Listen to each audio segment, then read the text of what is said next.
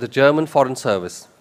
In his career, he has headed the German Provincial Reconstruction Team in Kunduz, Afghanistan, and served as political counselor in New Delhi. He has also been the deputy head of mission in Washington, D.C.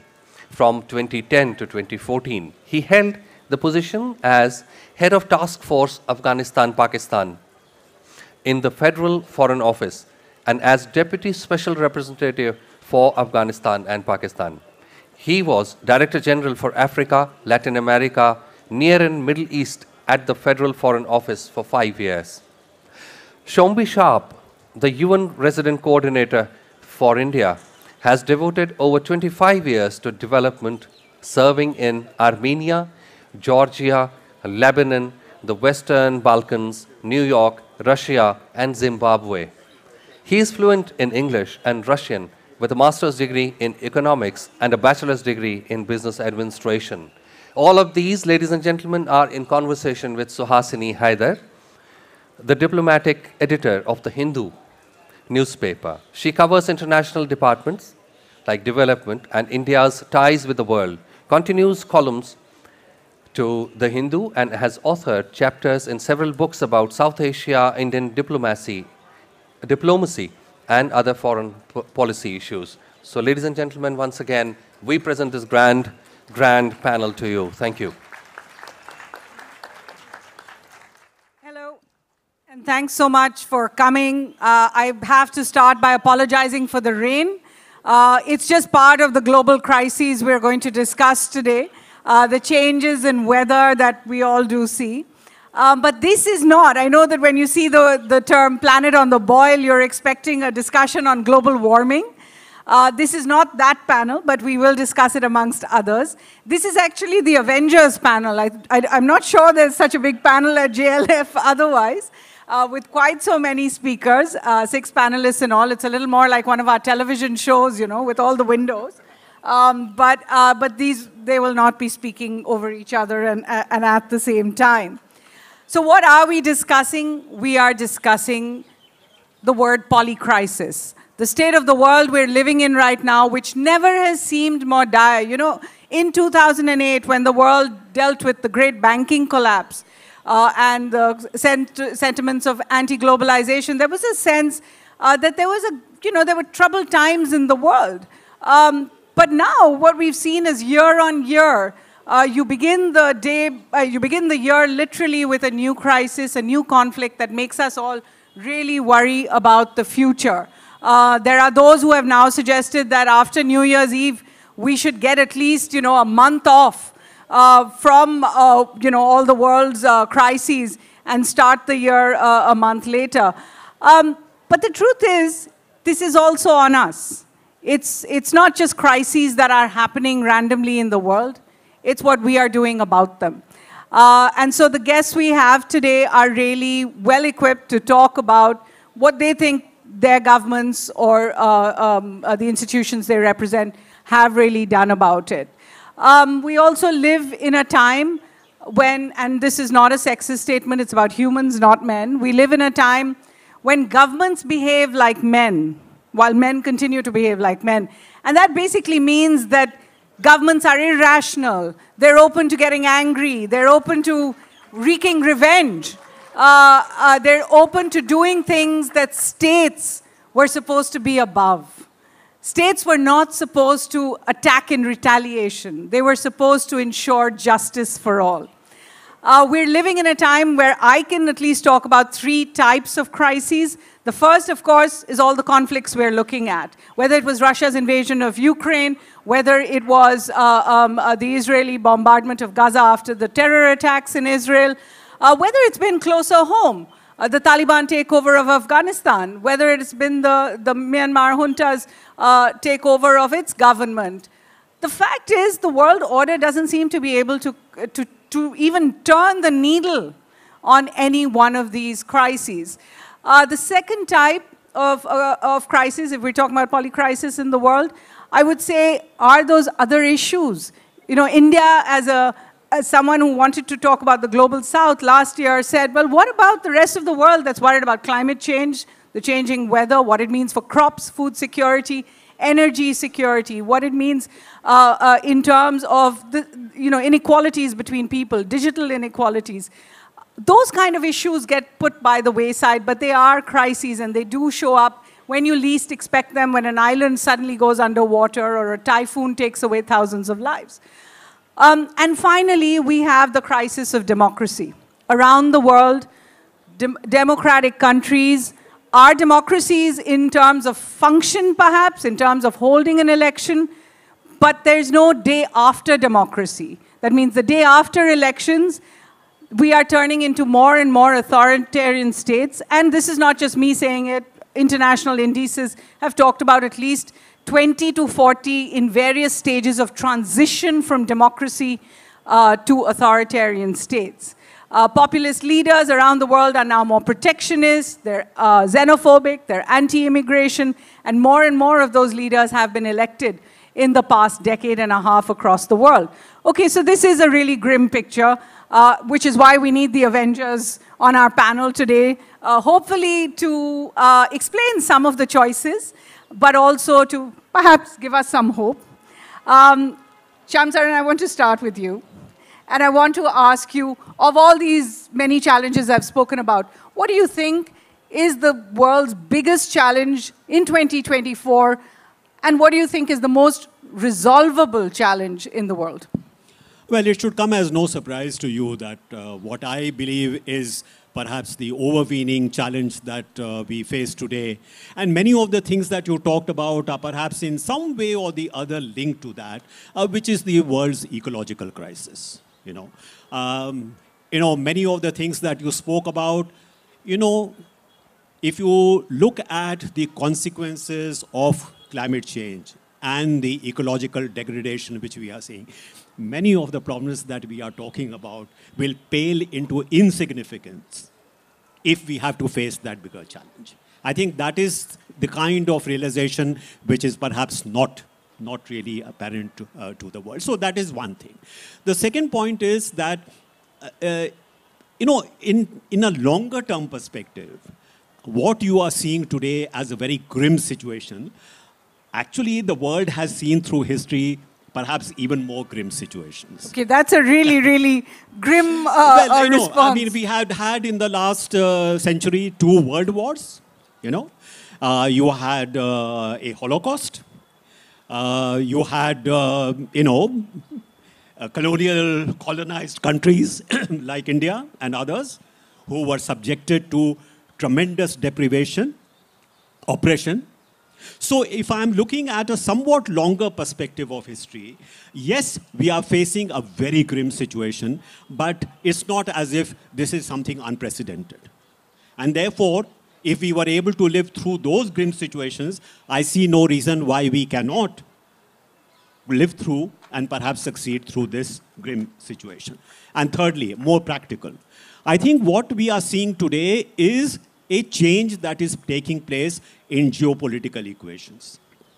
And in a very simple terms, you have China, which has declared victory too early, and you have had the United States, which has woken up too late to what it considers a threat. And in that, we are not able to find some kind of an equilibrium. And many of the states which are looking at that confrontation and possible engagement do not quite know where can we locate ourselves. So that's, from the point of view of India, I think that is the dilemma. Where do we locate ourselves in this very, very rapidly changing situation? And lastly, technology. Yes. What is technology going to do to us? Because the rate at which it is advancing, I think the ability to adjust to these changes. We have a digital revolution taking place, but we are still trying to deal with that with analog minds. How do we bring that about, that change? Yeah.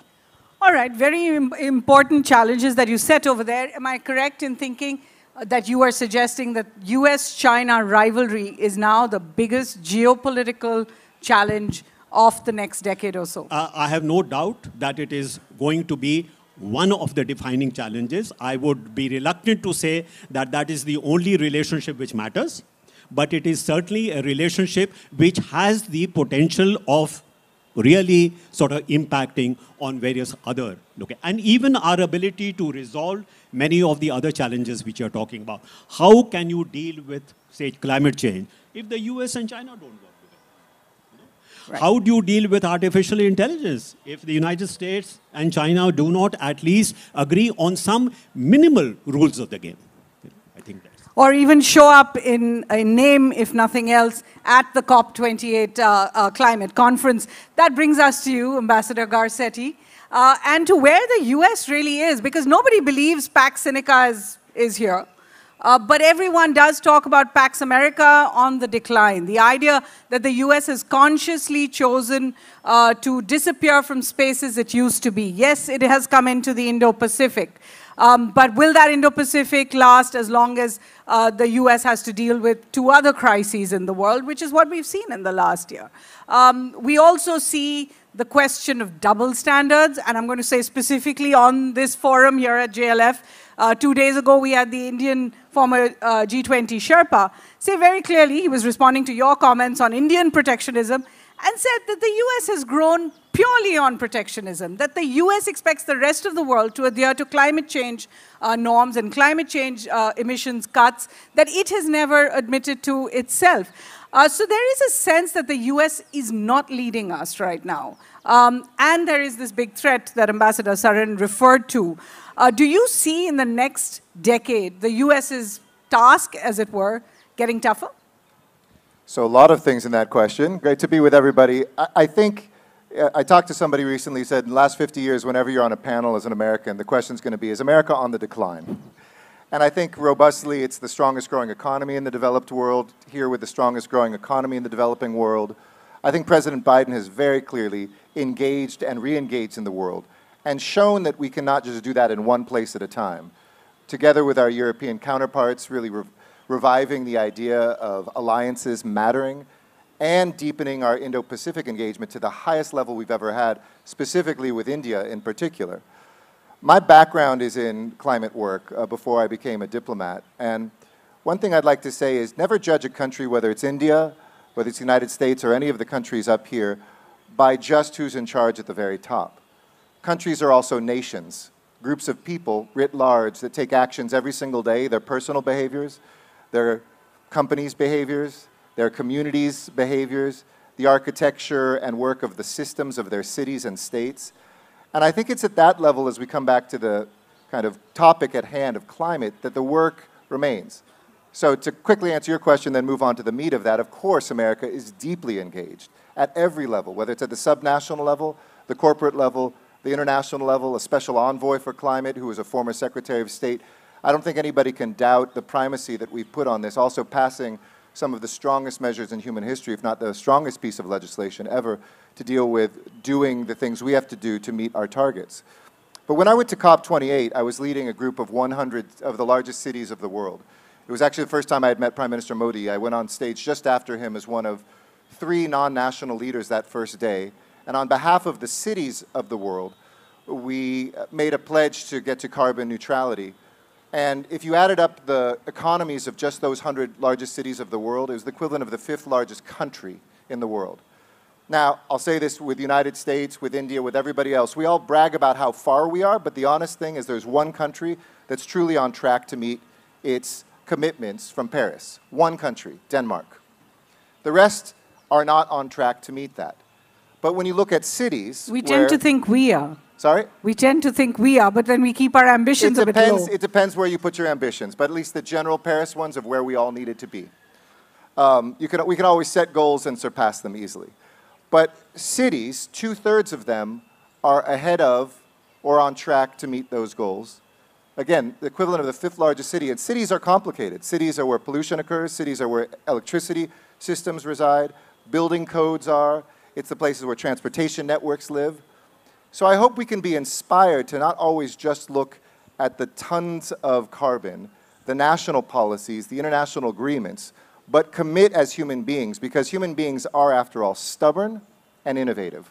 We want to survive, and we're very creative about our survival, to look at our ability, and I think the United States is very engaged at that level, something I hope to do more here in India between American and Indian cities and states and regions to be able to achieve those breakthroughs that we need to achieve the goals that will save our lives. All right, and to the specific accusation that the US has double standards on dealing with all of these. Oh, I think it's easy to find any country where you can point out contradictions. I don't think we have double standards at this moment. And I would say to my Indian friends, and Amitabh is a dear, dear friend. We've talked since that. He said, that's not all what I was saying. Don't do it for us, nor should America be saying, do it for us. Do it for India because you're Indians. Do it for America because you're Americans. Do it for Germany because you're Germans. And just because we know things now we didn't know during the Industrial Revolution is not an excuse not to accelerate, because you will strangle yourself if you don't do them, not fulfill the wishes of an outside country. Well, I have to say the climate is listening to that hopeful note, because it does seem like the rain has stopped and the sun is coming out. But don't put the mic down straight away.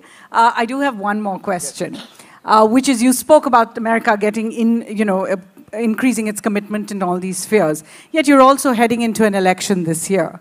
One of the challengers, some may say the possible winner, is Donald Trump. The last time he came to power, America walked out of the JCPOA agreement with Iran. It walked out of the UNFCCC on climate change. It walked out of UNESCO. It walked out of the Human Rights Council. It walked out of a number of commitments it had made to countries like India on climate change financing. Given that you do have this election this year, how confident are you that America will walk that path that you've just described? So I'm a diplomat now. I can't get as partisan as I once was. But I'll say this, when I was mayor of Los Angeles, the day that Donald Trump said he was going to withdraw from the Paris Accords, I had founded a group called Climate Mayors with a group of Democratic, Republican, and independent mayors across the United States. I got on the phone, and the membership of that organization went from about 15 to 30 overnight, from 30 to about 100 within a week, from 100 to over 500 within a month. And in some ways, it accelerated greater action inside the United States. And the lesson is, don't cede the power you have before you exercise it. No one man or woman who leads any nation can stop you from confronting this crisis. It is not just about the agreements that we make. It is about the actions we take where we live, the places we pray, the places that we work, the places that we study, the places that we convene.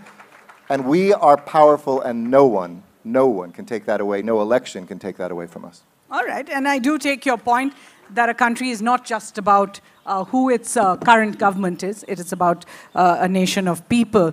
Ambassador Ackerman, I'm going to bring you in not only to speak as ambassador of Germany to India, but also a representative of the European Union in a sense. We looked at kind of a mirror image happen between last year and this year. The Ukraine war began, Russia's invasion of Ukraine began.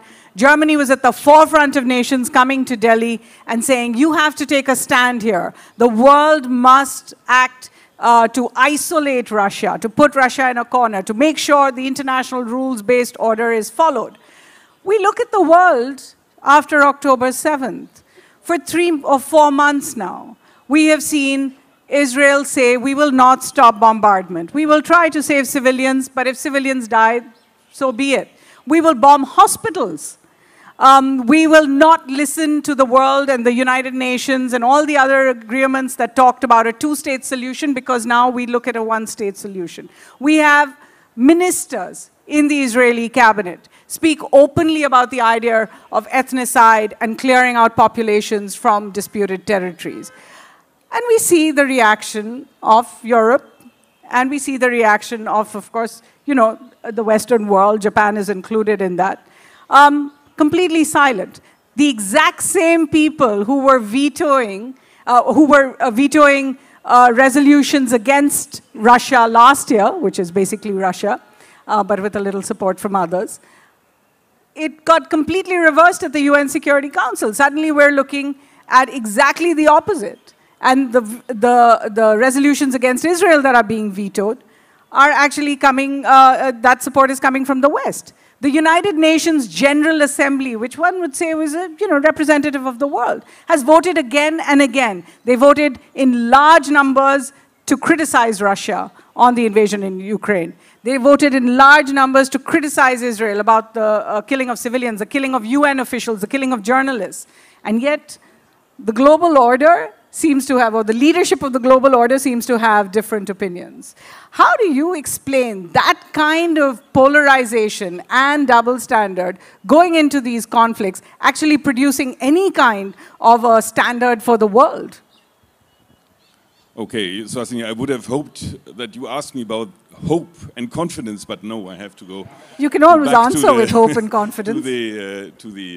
To the crisis. Now, let me say a word or two on these two scenarios you just described. First of all, I think I would say for Europe in the midterm and maybe also long-term run, the Russia problem is our most urgent problem, because the Russia problem is about our own security.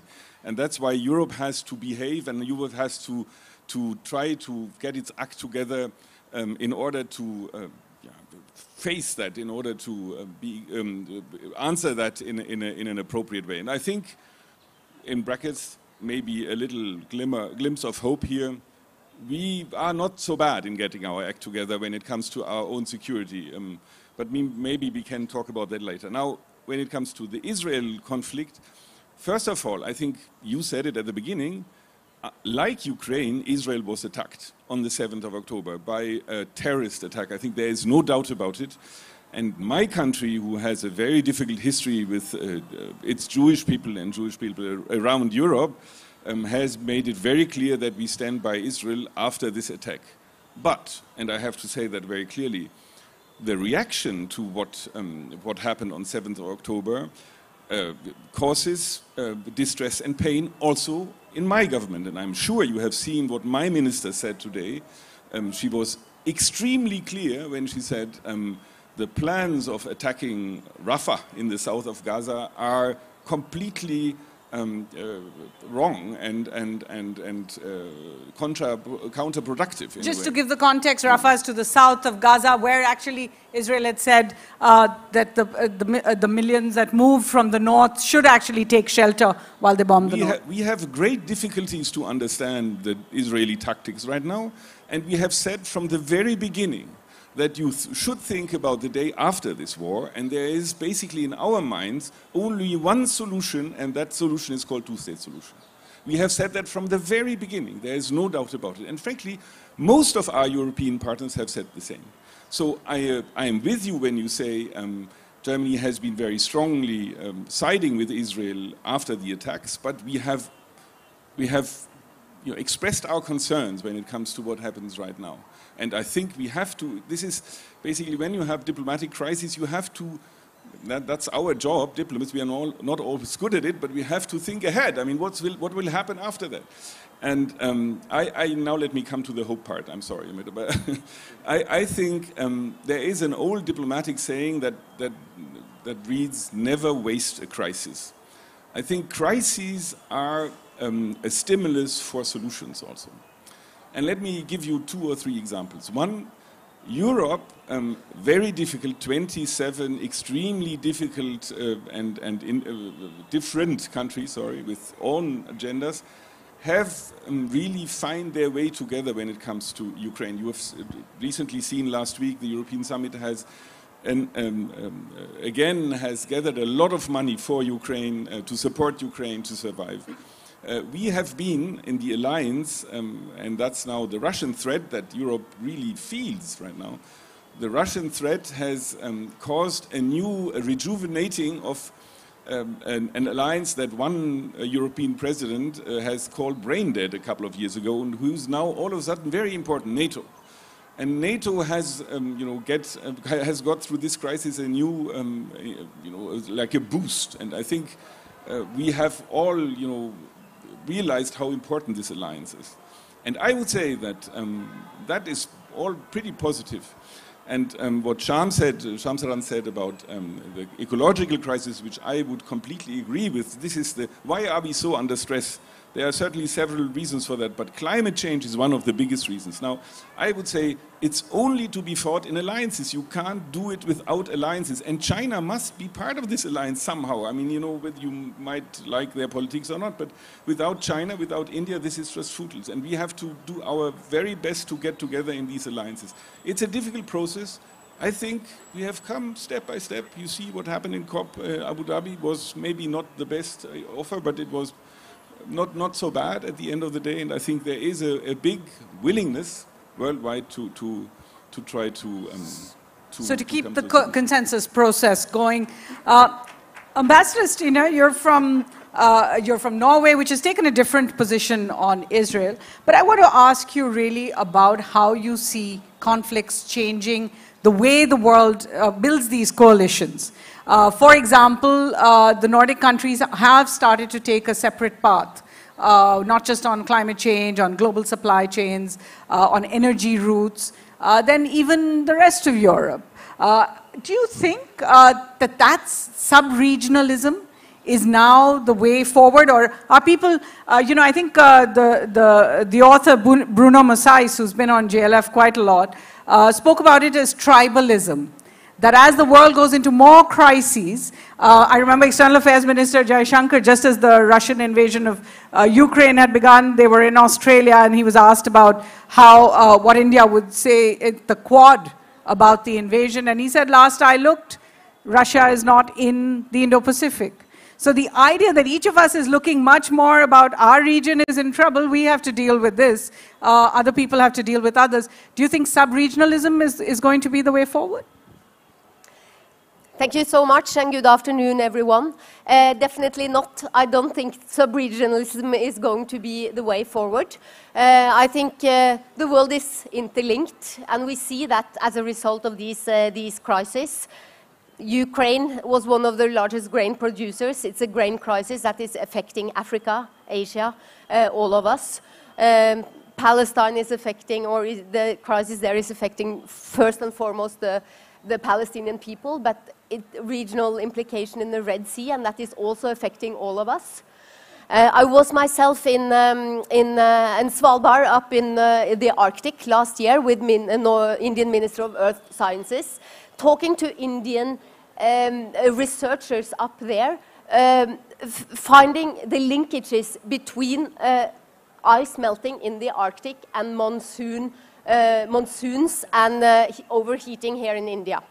This is how it's interlinked, and that is why we have to work together.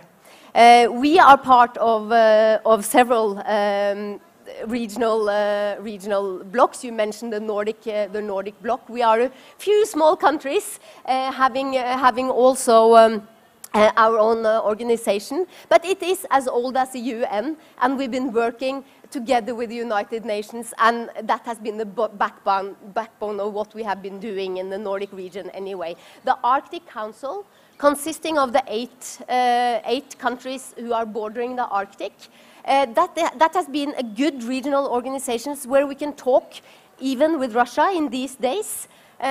Although we stopped the cooperation for a while, we took, as Norway, over the chairmanship from Russia, and we are carrying forward in a different way, but still the cooperation, because it's needed. And this is just a part of the bigger global cooperations that we need to have, because all the crises are interlinked. All right, but even so, I do have to put that same question to you. You know, Norway has often shown itself as the leader of the world when it comes to moving transition to renewable energy and to bring down emissions and all the rest. And yet, in the wake of the Ukraine crisis, Norway is pumping out more oil. In another respect, Norway has, and the parliament has agreed to mining critical minerals. In a way that could also affect the environment, could affect the marine environment. Do you think there is that double standard? I can see, I can understand why you're asking the question. And, you know, we also need to try and keep a couple of thoughts in our heads at the same time. The reinforcement after Russia invaded Ukraine of our delivery of energy to the rest of Europe was a part of that crisis, and it was a result of that. And it will also, in the longer term, help the whole of Europe for the energy transition, and we want to be part of that. Also looking at the seabed, and we have decided now to look at the seabed mineral in part of Norway, but with caution. And we are aware that we don't have enough knowledge yet of that, And it's only when we get that knowledge and when we know if it has an effect that we will actually start mining there. It's not, we have not decided to mine. Right. I do have one small question for you on the issue of the Russian invasion of Ukraine. The way Europe reacted was to walk back on a lot of the globalization outcomes that we had seen. The way the Western world cut off trade with Russia, cut off credit agencies with Russia, cut off travel with Russia, cut off flights, overflights, cut off cultural ties. You know, here in India, we often used to get a lot of lectures on behaving better with our neighbors, of, keeping a lot of these ties going. And yet we suddenly saw the world almost cleave down the top. Do you think part of the crisis is we've become very much about our side or the other side? And there hasn't been a way of bringing them together? No, I don't think so. Just also to reiterate what my German colleague said, this is our neighborhood. Norway is neighboring Russia. We are a small country. It's a big country invading another neighbor. And it's, of course, existential for us. Like, your conflicts in this neighborhood are existential for India. That does not mean that we are not also looking at the bigger picture and want to be a player also on the whole world stage. Okay, Ambassador Ajit, I want to come to you about India's double standards and the idea that we talk about peace in the world. We talk about being Vishwa Gurus. We talk about global stabilizers and bringing these, age-old civilizational values to the world. Yet we live in a neighborhood where our two biggest enemies and our two biggest rivals are nuclear-powered, nuclear-armed countries, China and Pakistan. We don't seem to be able to make a go with either of them, and yet we want to show the world how to go for peace. So I think our ambitions are really defined by the world we live in. So when we step back and look at it, and Ambassador Saran spoke about it, we see a world in geostrategic terms where there are major contestations going on. It's a world between orders, it's a world in flux, it's a chaotic world. And what we are seeing in terms of contestation today is China defying the United States and the larger West, Russia defying the larger West, and in a sense, Iran defying the larger West in West Asia. So these are three conflicts and contestations, and we need to figure... You're correcting me. There's actually 4 nuclear-armed neighbors in the region. Absolutely. And of course, I should add the 4th contestation which impacts us, which is the one between the Democrats and Republicans in the United States. So, but now sticking to the 3, where do we locate ourselves in? Clearly, I think on the China contestation, we are an interested party. We take sides, because here we have a belligerent, revisionist neighbor, a belligerent rise of a country which is challenging the #1 country in the world, and therefore we take sides in multiple ways, whether it expresses itself in Quad or making a larger alliance of democratic parties, democratic countries, and so on. But again, on the other 2, I feel that India has the equities on both sides, not just to be neutral, but to be able to play the peacemaker in both these other conflicts in a calibrated way when the occasion arises. Now, coming back to our neighborhood in your question, I think we stay in a tough neighborhood. And so we have to the north, a tough revisionist, expansionist neighbor.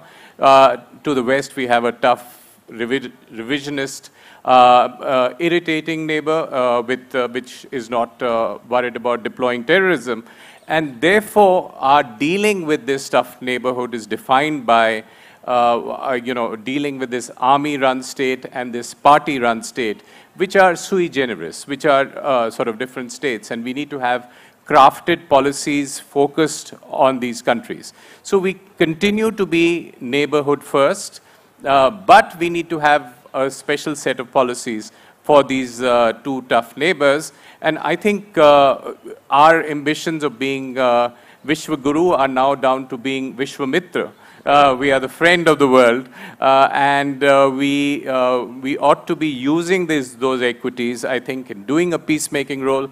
But if we have tough neighbors, we need to be tough with them. All right, tough neighbors require tough responses. But can I ask also about the question of how these populist governments around the world now look at domestic policy as their foreign policy? In other words, their foreign policy becomes a part of political campaigns within the country. And their domestic policy tends to overshadow our relations with other countries. You've been in Canada, apart from, of course, Pakistan, which you wrote the book Anger Management about. And you have seen the impact of India's domestic politics, protests in India, playing out in our relationship with Canada. Do you think at some level, India can say whatever it likes, but people will watch how India walks the talk rather than the talk it actually gives out to the world? I think it's always been the case that foreign policy is an expression of national interest. And in democracies, you take into account popular opinion, public opinion. Now, I think statesmanship is about crafting national interests, balancing that public opinion rather than being completely guided by that opinion. And I think that balance, you might argue that we've shifted one way or the other, but that is what each country needs to do. And you mentioned the Canada case. I think the United States handled it completely differently from the way Canada handled it. It was dealt with as a security problem. In Canada, it became a sort of political issue. So I think two countries' domestic politics playing out as foreign policy. Absolutely. All right, that's certainly an interesting take on that. And Shambi Sharp, I've saved you for the last. You've been here long enough, so you are aware of our great mythological works in India, and Mahabharata is one of them. And the United Nations has begun to resemble Dhritarashtra, the blind father of the Kauravas who watches as the world is going to cede, as the sons and the nephews are fighting with each other, where there is absolutely no give or take even over a small inch of land. And yet the United Nations just lurches from crisis to crisis. There's the COVID pandemic, people around the world die. China is never held to account for not telling the world earlier about the pandemic and how to deal with it. Western countries are not held to account for holding on to all their resources. Nobody is held to account for the way they dealt with the pandemic in their own countries. The United Nations wasn't even really able to bring together the world to agree on something simple. Of course, that was at the WTO, on doing away with all the special patents and restrictions when it came to COVID medicine and ensuring that everyone could produce that COVID medicine. So I'm just using one example. I've already spoken about all these other crises where the UN seems to pass statements. The UN Secretary General says Gaza is a graveyard for children. And yet, nobody is able to stop the bombardment of children over there. And I'm talking about the most recent case of a crisis where the UN just seems to be very powerless. Finally, it seems to be completely powerless in reforming itself. You know, physician, heal thyself, but it doesn't seem as if the UN is ready for that kind of reform. How do you react to this great responsibility that the UN was given 100 years ago, or nearly 100 years ago? We said never again. We said so many other things about a global world order. And honestly, in 2024, we're wondering what's going to follow the UN by 2045. Well, thank you. So, right, the last but not least, that's quite a mouthful question there. But first of all, mujhe JLF mein aakar bahut khushi hui. Always need to say that. I think that what we've been hearing is argument for more UN, not less UN, and to invoke the famous quote from Madeleine Albright, right? The UN needs to reform. The UN is reforming. And if we didn't have it, we would just need to invent it. So, you know, we're looking at, we just had the hottest year on record in maybe 100,000 years. We have wars in all over the place. We have pandemics, these sorts of things. And yet, I would also, we look at the Sustainable Development Goals, the SDGs, you know, they're terribly off track. Only 15% sort of on track, this kind of a thing. And everyone is talking about alliances and working together and common challenges and common responses. Now, here I would say, actually, I would push back a little bit. The UN is doing a huge amount of good in the world. I mean, the UN is protecting 117 million people forced out of their homes from conflict, from climate, providing vaccinations for 45% of the world's children, these sorts of things. So a little bit sort of, as Eric mentioned, don't look at just the top, the president of a country or something. We can't just look at the Security Council. That's not the whole UN. And in fact, there's so much else there. But the Secretary General does say, look, we need reform. No one wants reform of especially the Peace and Security Council more than the staff of the UN, the SG on down. He says, how can we have an organization delivering a future for our grandchildren that was designed for our grandparents? So there's no doubt about that, right? But as Shakespeare said, the world is a stage. And I think Shashi Tharoor is the one that I first heard say, the UN is both an actor and a stage. It's a stage for the member states to come together and to deliver things like the COP process, like the High Seas Treaty, like plastic ban that's coming. So many important developments are happening. But those member states have to agree on peace and security, and when they do, then the UN becomes an actor. Then the UN steps in. We see peacekeeping missions across the world. There's so many also very important examples of that. So that's really a complexity that we really have to keep in mind. Do you see UN reform having moved even an inch in terms of the expansion of the Security Council? It's a question you'll hear much about in India. Do you see the needle having moved at all? It's a very interesting question. Yes and no. But there's a process been underway. Working groups have been set up for about 15 years. It hasn't yet gotten to that formalized stage. But what I would say to, there is a risk that we lose, especially we look at the P5. Again, it's member states' decisions, that we lose some space in this world to what are sometimes called minilaterals. Right? So you've seen actually in the last year, and India has been very much at the forefront of some of these processes. You see the G20 expanding. African Union was brought in by India's leadership. You see BRICS expanding. You see, so some of this perceived vacuum, this space is being filled. So I think what we as an institution are hoping is that we can get agreement, especially in the Security Council, that there is more to gain by expanding and reforming than there is to lose. And India's leadership in this space as well, I would just note in terms of climate action, right? Something happened, the world changed between COP26 and COP27. Ukraine war has been mentioned. And for the wrong reasons, unfortunately, we saw a more honest debate that high-income countries started to fire up some coal power, right? Because it's a crisis. Well, the developing world, and India's leading voice, said, look, your crisis is our regular reality. You look at India. Two-thirds of India's cities have not yet been built.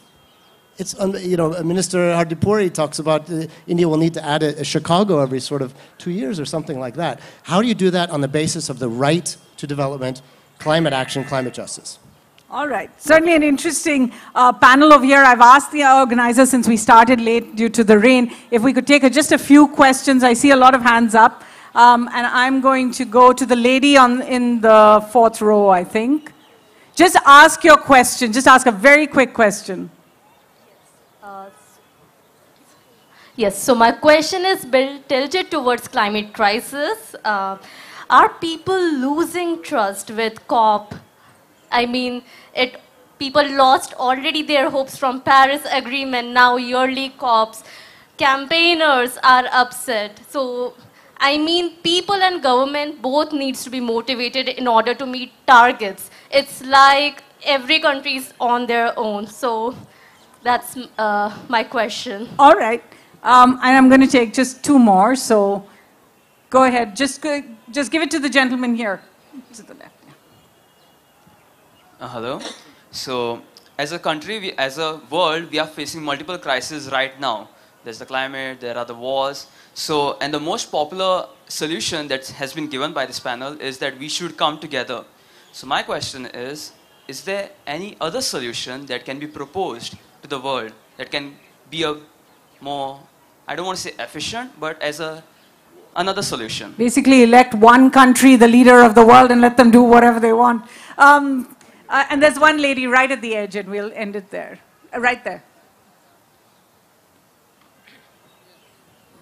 Hello everyone. So my question for the panel is, like, with all the polycrises happening around in the world and the superpowers such as China and America being in war among themselves, how is the undermining authoritative nature of UN in solving the crisis be solved? Because even though there are crises happening around the world and even though ceasefire was ordered, a humanitarian ceasefire was ordered, but no action was taken under them. So people are kind of losing their faith in the authoritative nature of UN. So what are the superpowers such as America, China, India, European Union doing about it? Like how to solve that problem so that we can reinstate our faith in the UN as being a guarding body? All right, 3 quick questions. I'm going to get them to some of our panel. Ambassador Garcetti, do you want to take on the question of whether the US-China rivalry is really wrecking things for the rest of the world, and can US and China actually get together? Well, certainly we hope not, and we're engaging with China, which is in everybody's interest, especially around climate, which is one of the areas we've kept alive. But, you know, this is not that the world order is crumbling.